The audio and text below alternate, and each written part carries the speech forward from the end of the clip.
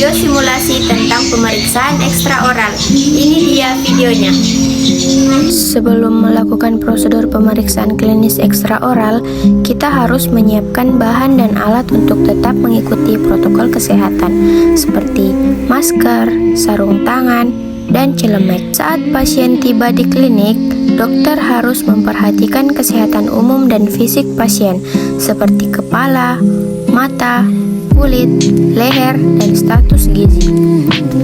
Setelah dilakukan anamnesis dan tanda vital, pasien diminta duduk di dental unit dan operator mengatur posisi duduk pasien. Setelah itu, perawat melakukan pengamatan terhadap kepala pasien untuk melihat adakah asimetri atau diskepalsi terhadap antara rahang atas dan rahang bawah pasien. Setelah itu, perawat mengamati bentuk wajah pasien.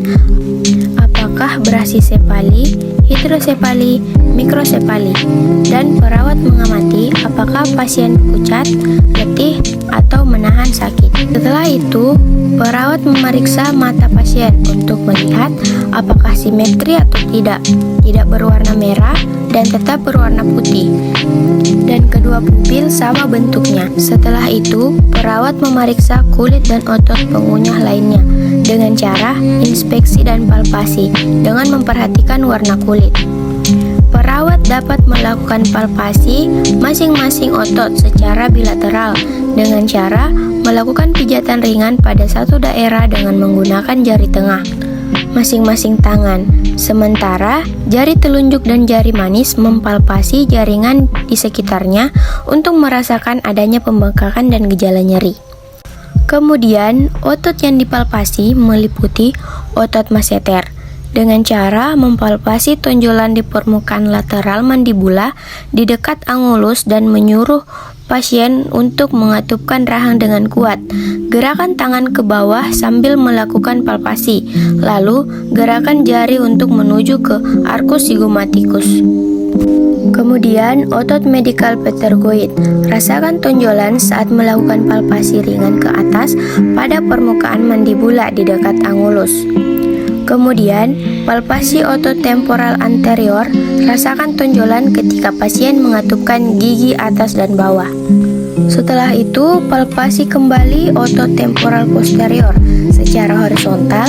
Rasakan tonjolan otot pada saat pasien memundurkan mandibulanya.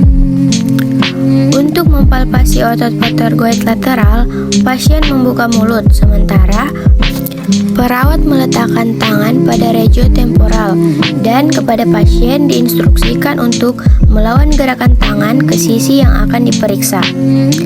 Selanjutnya, pemeriksaan sendi temporal mandibular dengan cara mempalpasi di bagian lateral kondilus mandibular, yaitu caranya menekan di daerah di dekat telinga menggunakan jari tengah dan menginstruksikan pasien untuk membuka dan menutup rahang.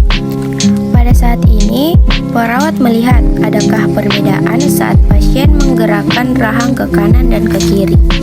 Setelah itu, letakkan tangan di telinga, lalu palpasi dilakukan melalui anterior tragus di dalam meatus acousticus externus, lalu tekan ke depan untuk merasakan permukaan posterius convolvulus saat pasien membuka tutup rahang. Pemeriksaan dilanjutkan di bagian leher. Pada bagian leher, harus diperiksa apakah bentuknya simetris atau tidak, dan harus diperiksa apakah adanya pembengkakan. Kelenjar tiroid diperiksa dengan cara inspeksi dan palpasi agar tidak adanya pembengkakan. Pemeriksaan selanjutnya adalah pemeriksaan getah bening. Untuk mengetahui adanya pembesaran kelenjar getah bening, kita dapat mempalpasi di lokasi kelenjar getah bening dengan ujung jari. Pemeriksaan selanjutnya yaitu pemeriksaan kelenjar saliva. Dua kelenjar saliva mayor dapat dipalpasi dengan cara ekstraoral. Kelenjar submandibula terletak pada medial batas interior mandibula di fossa mandibula yang dangkal, posisinya tepat di anterior. Palpasi pembuluh darah tersebut untuk mendapatkan submandibula. Yang kedua, kelenjar parotis tepat terletak di anterior dan inferior dari telinga. Pemeriksaan dilanjutkan di daerah bibir dengan cara mempalpasi untuk melihat apakah ada atau tidaknya pembengkakan dan perubahan warna. Pemeriksaan harus dilakukan di daerah vermilion border dan mucocutaneous junction. Pemeriksaan selanjutnya yaitu status gizi pasien. Status gizi pasien dapat dilihat melalui inspeksi. Apakah badannya kurus atau gemuk, berat badan, tinggi badan, serta keseimbangan badan.